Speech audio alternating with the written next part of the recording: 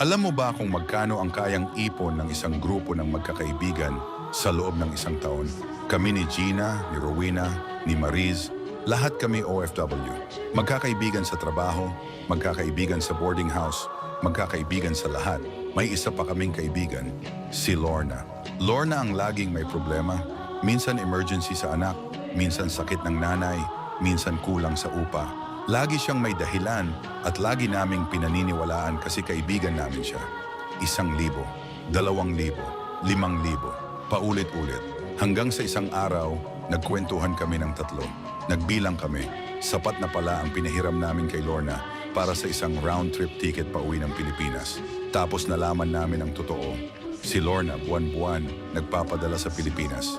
Hindi para sa emergency, para sa bagong negosyo niya, para sa bahay niya, para sa buhay na itinayo niya habang kami dito nag-aalaga sa kanya. Naiiyak kami hindi dahil sa pera. Naiiyak kami dahil pinagkatiwalaan namin siya.